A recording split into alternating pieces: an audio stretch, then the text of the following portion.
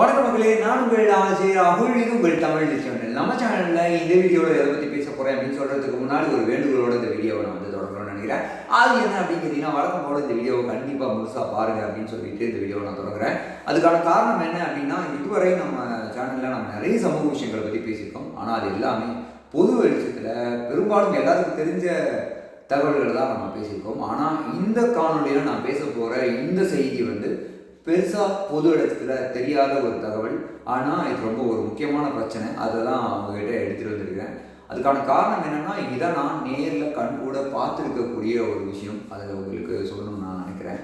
அதாவது என்னென்னா, கோயம்புத்தூர் மாவட்டம் தொண்டாமுத்தூருக்கு அருகில் இருக்கக்கூடிய ஒரு ஊர் தான் வந்து கெம்பனூர் அப்படிங்கிற ஒரு கிராமம். அந்த கெம்பனூர் கிராமத்தை தாண்டி வந்து அண்ணா நகர் அப்படிங்கிற ஒரு கிராமம் இருக்குது. இது ரெண்டு கிராமமும் பக்கத்தில் இருக்கக்கூடிய கிராமம். கெம்பனூர்லேருந்து அண்ணா நகருக்கு நீங்கள் போகணுன்னா ஒரு 400 மீட்டர் இடைவெளி தான் இருக்குது. ஒரு 500 மீட்டர், 1/2 கிலோமீட்டர் நீங்கள் தாண்டி போனீங்கன்னா நீங்கள் வந்து அண்ணா நகருக்கு போயிடலாம். இப்போ இந்த ஊரோட நேச்சர் எப்படி இருக்குங்கிறத நான் உங்களுக்கு வந்து சொல்லணும்னு ஆசைப்பட்றேன். ஏன்னா இந்த ஊர் வந்து ஒரு மலை காடுகளுக்கு பக்கத்தில் இருக்கக்கூடிய ஒரு கிராமம். அதாவது இந்த கிராமங்கள், இந்த ரெண்டு கிராமமுமே வந்து காட்டுப்பகுதியில் இருக்க மாதிரி தான் இருக்கும். நீங்கள் வந்து ஒருவேளை நீங்கள் கெம்பனூர்லேருந்து அண்ணா நகருக்கு இரவு நேரத்தில் போகணுன்னா யானை வரக்கூடிய சூழல் இருக்கக்கூடிய ஒரு கிராமம் தான்.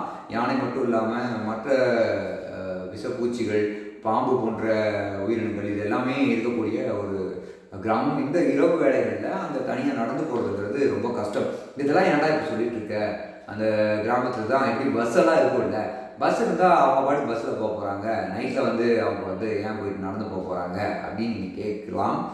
அதுக்கு தான் இந்த வீடியோவை நான் பதிவு செய்யணும் அப்படின்னு ஆசைப்பட்றேன். என்ன அப்படின்னா, கோயம்புத்தூர்லேருந்து போக்குவரத்து துறையால் இயக்கப்படக்கூடிய அந்த பேருந்துகள் வந்து பார்த்திங்கன்னா கெம்பனூர் அப்படிங்கிற அந்த ஊருக்கு தாண்டி அண்ணா நகர் ஊருக்குள்ளே வராது. ரொம்ப குறைவான பேருந்துகள் மட்டும்தான் அண்ணா நகர் வரைக்கும் இயக்கப்படும். மற்ற பேருந்துகள்லாம் கெம்பனூரோடையே நிறுத்திக்கப்படும். அதுவும் குறிப்பாக வந்து மாலை 5 மணிக்கு மேலே எந்த பேருந்தும் அண்ணா நகருக்குள்ளே வராது. இதுதான் அங்கே இருக்கக்கூடிய சூழல்.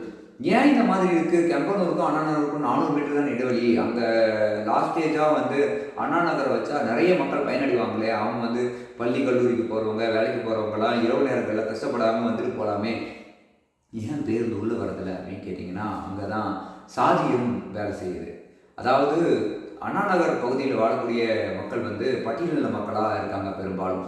அப்படியான அந்த மக்கள் வந்து அங்கேருந்து அது லாஸ்ட் ஸ்டேஜாக இருந்ததுன்னா அங்கேருந்து பஸ்ஸு கிளம்பும்போது அங்கே இருக்கிற மக்கள் வந்து ஏறி முன்னாடி உட்காந்துருவாங்க. அப்படி உட்காந்துட்டா அவங்க எங்களுக்கு சரிசமமாக உட்காந்துட்டு வரதா அப்படின்னு கெம்பனூரில் இருக்கக்கூடிய மக்கள் வந்து வருத்தப்படுறாங்க.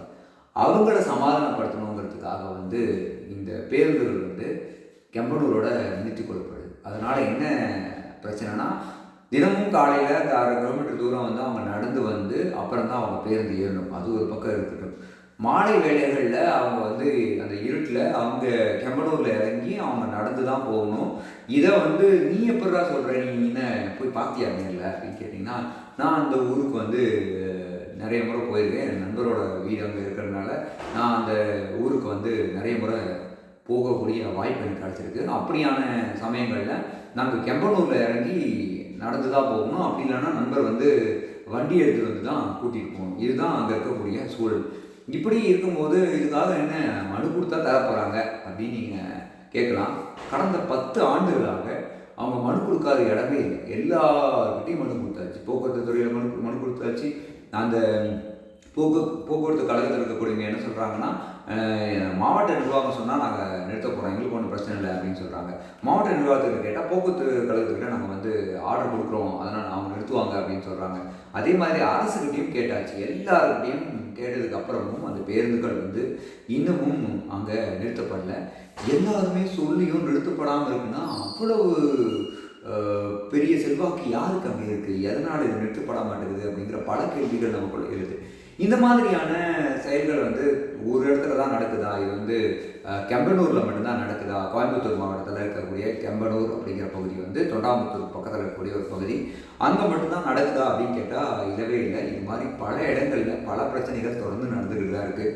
இந்த மாதிரியான பிரச்சனைகள் நடக்கும் பொழுது நம்ம வந்து இது மாதிரி ஒரு பிரச்சனை நடக்குதுன்னே தெரியாமல் இருக்கிறோங்கிறது தான் மிகப்பெரிய பிரச்சனை. இந்த பிரச்சனையை வந்து உங்களுக்கு வந்து சொல்லணும் அப்படிங்கிறது என்னுடைய நோக்கம். இதனால் உங்கள் எல்லாருக்கும் இந்த பிரச்சனை தெரியறதன் மூலிமா இது ஏதோ ஒரு தீர்வு கிடைக்கணும் அப்படிங்கிற நம்பிக்கையோடு தான் இந்த காணொலியை பதிவு செய்கிறேன். வேறு எந்த நோக்கமும் இல்லை.